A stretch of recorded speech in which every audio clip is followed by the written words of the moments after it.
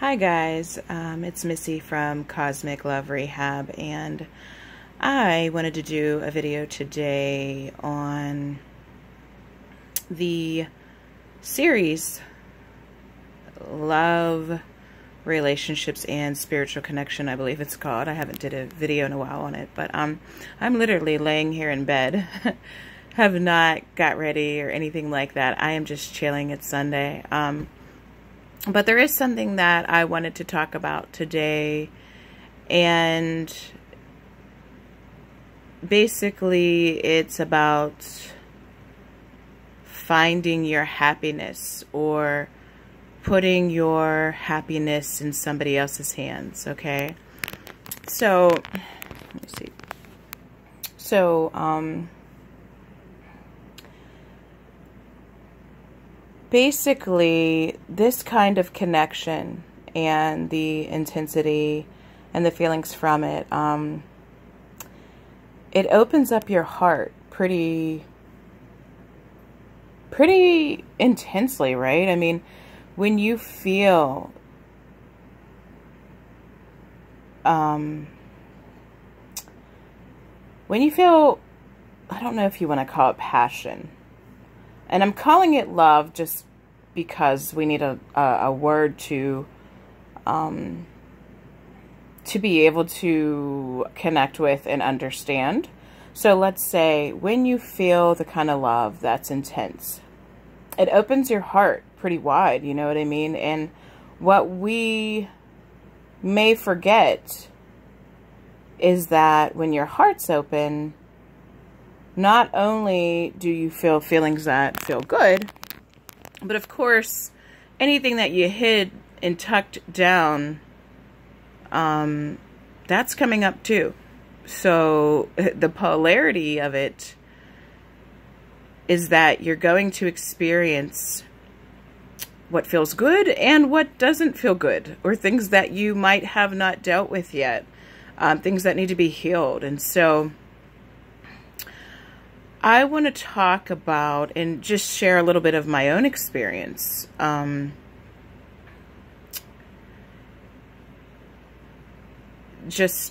Okay, so where do I start? So basically, when I met my boyfriend, and he was somebody, I think for both of us, we were somebody that we wouldn't normally be interested in, so it was definitely out of the box of what we had thought, you know, that we would experience as far as a relationship, or who we would experience it with. But the energy of the connection definitely pulled us both in. And when I first met him, I was able to run off of the high of those feelings, right? Because here I had found connection and a union, and although it didn't show up in what I had imagined, basically what I had imagined, it showed up, and I was so excited. I was so happy because I felt like I had waited for this for quite some time. And I had done all this work when I was single for like, how many years? I think here. Like 3 or 4 years I was single. So I thought I had done all this work. You know, I really worked. I mean, I'm somebody that constantly, I love self-improvement. I love trying to figure out my mindsets and my emotions and all those good things. And I've been like that since I was little, really. But, so I thought that I really did a hell of a lot of work. And here I had someone who was showing up in the way that I wanted him to show up. And I was just like so excited because here I was really happy. For a few months, for maybe even like 6 months, I was extremely happy, like content, at peace for the most part. And what I didn't understand is that I still had this idea that happiness was another person or a relationship. Or that the grass was greener if I was in a relationship than if I wasn't. You know what I mean? And what I didn't realize is that when things would start to neutralize, when the energy would start to neutralize and we would start to find out who each other was, and you couldn't run off of that high anymore, and real life happened, that the work would need to be done. You know, that there, you know, I think I started to realize that the same things that had shown up in my last relationship, were starting to show up in this one. And so I really had to sit and think, like, wow, you know, like, what's going on here? I thought I healed this. I thought, you know, I was surprised a little bit. Not to think that not that I thought that it was going to be perfect, but I was surprised to realize that some of the same patterns that I had in my last relationship are showing up again. And so it wasn't to say that the healing that I had done when I was by myself didn't help. Because it did. Because I do feel like this relationship is a more mature me. And I do know myself a little bit more than I did the last relationship. And so, of course, that does mirror back to me. Of course, my boyfriend does mirror that back to me. But the other side of that is that those fears and those belief systems that didn't work in my last relationship that are showing up and that have showed up once the energy started to neutralize, I was going to have to deal with. And it wasn't going to be easy, right? So when this started to happen, and we started to become two people instead of one, right? Because that codependency,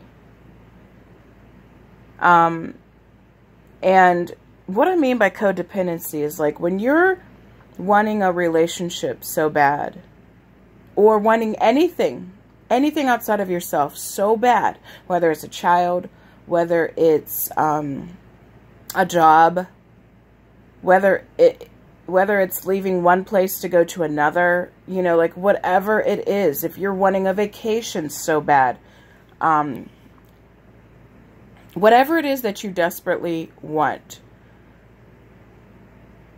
if there's desperation behind it, or if there is this need to move from this place to that place, or go from here to there, there is this conscious or unconscious belief that if you had this thing in your life, all of a sudden things would fall together and everything would be great and you would now find happiness. But the truth of the matter is, from my experience and listening to a lot of the experiences of other people, it doesn't seem that that's actually true. So, like any new thing that comes into your life, whether you buy it or, you know, it's a relationship or whatever it is, even having children, once the newness wears off, if you're not careful, you might want to go replace that thing and get something else, or, you know, still continue to chase that feeling, not realizing that when you're chasing that feeling, you're literally leaving yourself. You're literally leaving yourself to go find something else. And that's really impossible without being completely miserable or feeling like you're giving your power away. So basically, in these connections, because of that great feeling of feeling like you connected with yourself, because it all comes back to yourself, whether you're aware of it or not. The fact that what am I trying to say? The idea of wanting this kind of relationship, the idea of wanting this deeper love, the idea of wanting this authenticity really just comes back to you wanting to be accepted for who you truly are.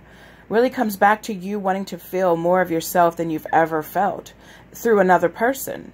So if you don't identify that first within yourself, what's going to be reflected back to you through other experiences, it could be very trying and could be painful and could be, it could be kind of depressing to know that here you are again, is what I first thought when I started to go through that. Like, here we go again. Like, what is wrong with me? Why do I keep attracting this? What, blah, blah, blah. It's like, I didn't realize that I was the one who was attracting this behavior. I was the one that wanted somebody to complete me without even knowing it. And here I thought that I had got past that. I was the one who is expecting my boyfriend to act in a certain way or do something so that I could be happy. So that I didn't have to do the work for the day within myself. So that I could feel secure within myself. So that I didn't really have to take a look at myself and find out why I couldn't be content with just me. Why I couldn't take a look at those insecurities and figure out where they were coming from. Or why I couldn't show completely up and be authentic and, you know, voice what I needed. The interesting thing about this as well is that one of the big things that I found out, and this happens to be something that is a pattern of mine, was the giving and the taking, the receiving, the giving and the receiving, where I didn't realize, because I'm a pretty open person, and I'm one of those people that if I care about you, I want to know the things I want to know about you. I want to know everything about you, and I want to be a part of what you're a part of, because I'm a curious person and I like to do and try new things. And I also, what's important to the person I love is important to me. But what I didn't understand is that I might have been giving too much of myself, where my own voice was not being heard, because I was afraid to lose the love. I was afraid to be abandoned. I was afraid that maybe my boyfriend would prove that I really wasn't lovable after all. You know, what my deepest fear was. And so the point of this is to say that when you're really wanting something, and I don't care what it is outside of yourself, that's kind of the cue to, or the clue to, look deeper. Look deeper, because nobody can fix it. There's nothing or anybody that can fix it but you.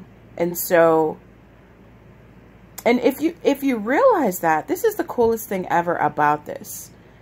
If you understand that and you're willing to take a look at yourself and see what really is the root of it, because it's not the other thing. It's not the thing that you think it is that you want. It's not the person that you think that you want. It's really just